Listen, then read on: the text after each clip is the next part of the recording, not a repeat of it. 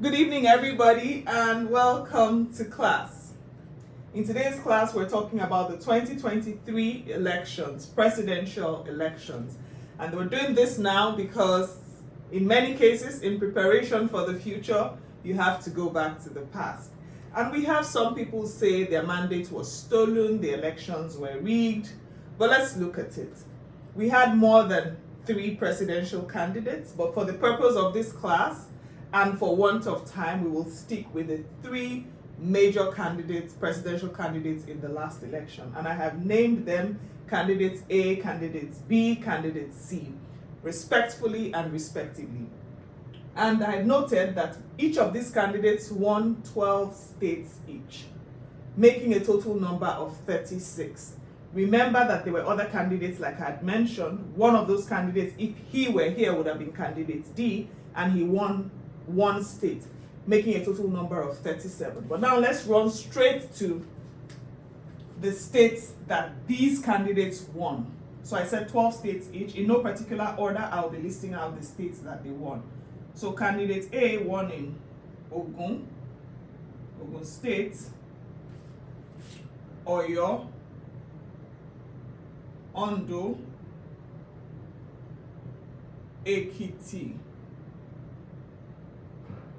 Rivers, Benue, Borno, Jigawa, Zamfara, Niger, Kwara, and 12 Kogi. Now candidates B won in Adamawa, obviously, Akwa Ibom, Bayelsa, Osun State, Sokoto, Bauchi, Taraba, Kaduna, Katsina, Kebbi,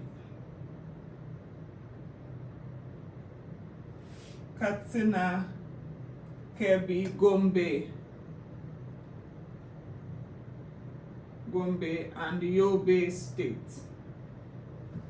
So that will be 12.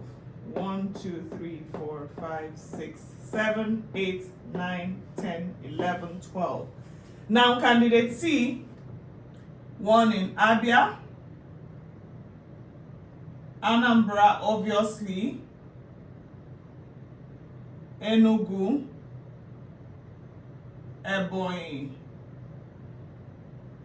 Imo, Delta, Edo, Cross River,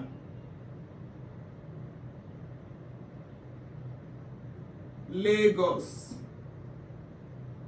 Plateau, please permit my writing, Plateau, Nasarawa, Abuja,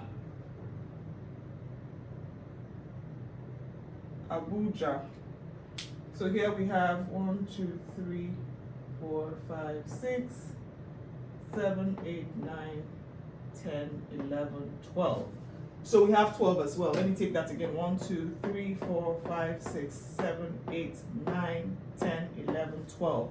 So these are the 12 states for each of these candidates. Now they won in all of these states, right? So let's clean up so that we can see the next, or get to the next thing. We have identified the states that were won respectfully by these candidates. Now, what does the Constitution say? Well, we'll get to that. Sections 134 of the Nigerian Constitution is clear. Section 134 of the 1999 Constitution as amended says whoever has the highest number of votes and, please note, and 25% in at least 2/3 of the states. It is not or, it is and.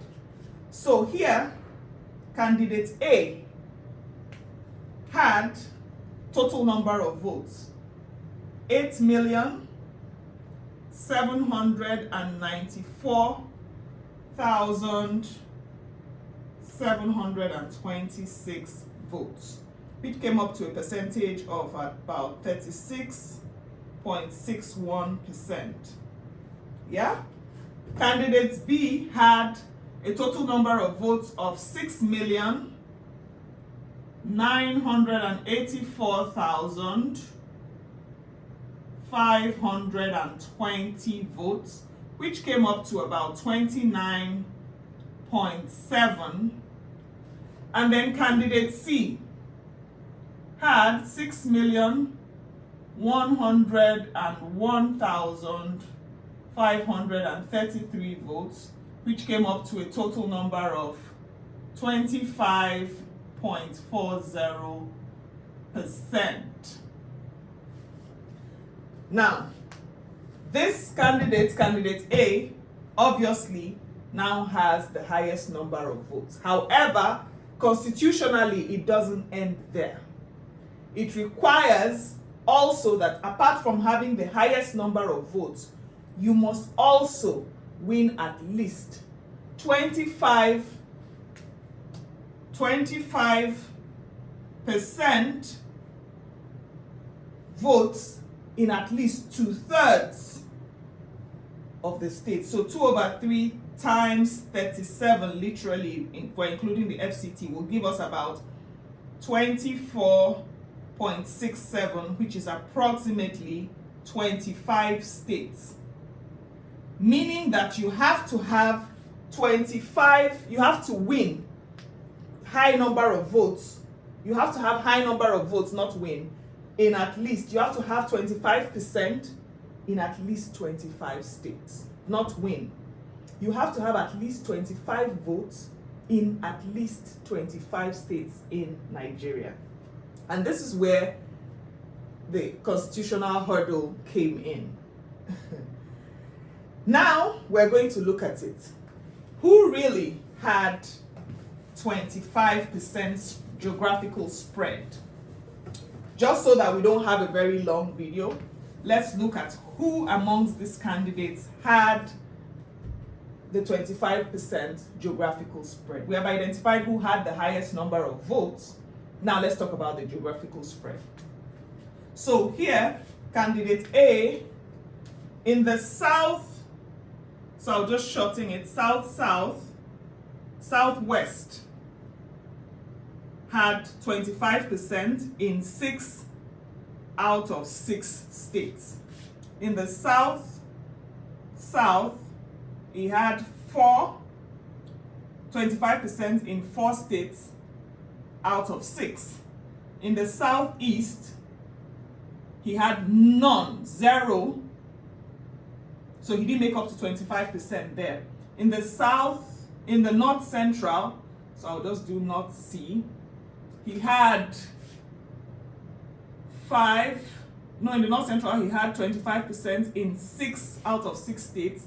In the northeast, he had 25% in 6 out of 6 states. And in the northwest, he had 25% in 7 out of 7 states.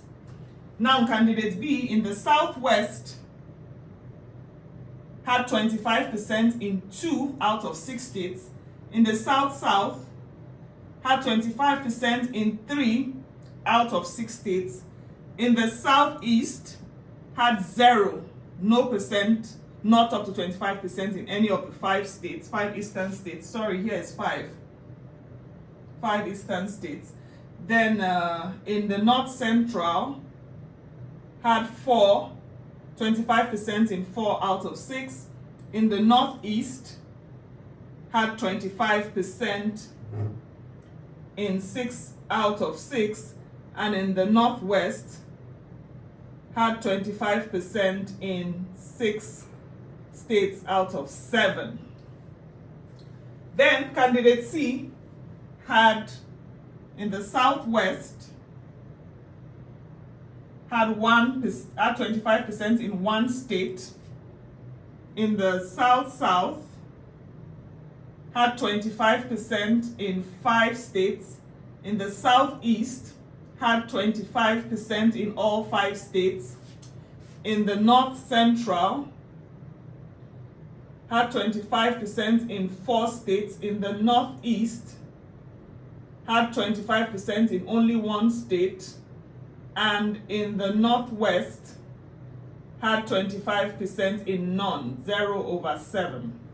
Now, if we're going to give a total of this candidate A came up to 29% votes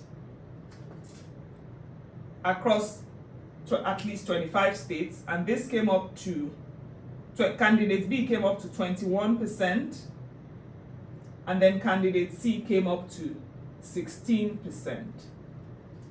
Now, for everyone who thinks their mandate was stolen or the elections were rigged, I want us to try to figure out at what point was it rigged. Are you saying candidate A did not win in the states that we had earlier mentioned, or candidate B did not win in those states, or candidate C did not win in those states? Remember those states. Remember that each of these candidates are very popular candidates in different regions and across the country.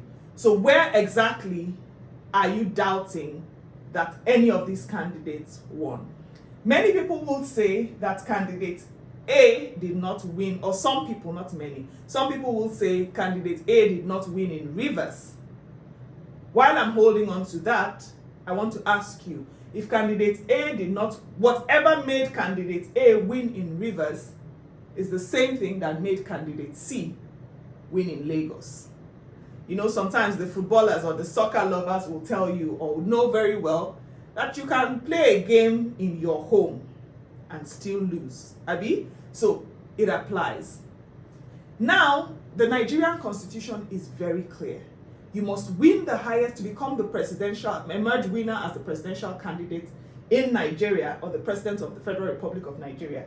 You must have the highest number of votes, and at least 25% of 2/3 of the states, which we have established is at least 25 states. And from this little mathematics that we have done, we can clearly see who emerged winner by both constitutional requirements: highest number of votes and geographical spread. So this is me saying, or reminding us, or reiterating, that the elections are not sentimental. They are numbers, data, statistics driven. This is why many people travel far and wide to campaign. These are the reasons. Because it's not enough to win in the big cities or win in majority of the cities. What matters is you get the highest number of votes, which is important, and secondly, you must spread geographically. 25%, at least 25% of 2/3 votes of 2/3 of the states. And this now brings me to say, when people say, oh, my candidate did not fight, I'm asking, is it truly that your candidate was unwilling to fight? Or did your candidate just understand the constitutional hurdles better than their supporters? Also, now I know that many people will be tempted to say, oh, but the courts are compromised. Firstly, you don't have any evidence to that.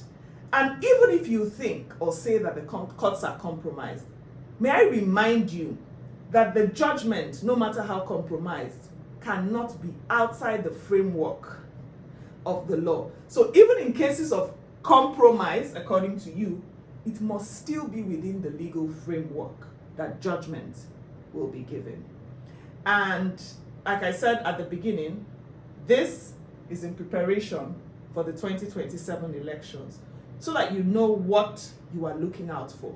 Highest number of votes and 25% in at least 2/3 of the states in Nigeria. Don't allow anybody to fool you. It's easier to shout that you were rigged, the elections were rigged, or your mandate was stolen. The real work is for you to open your constitution, read it, understand it, ask questions, and do your research. See you in 2027.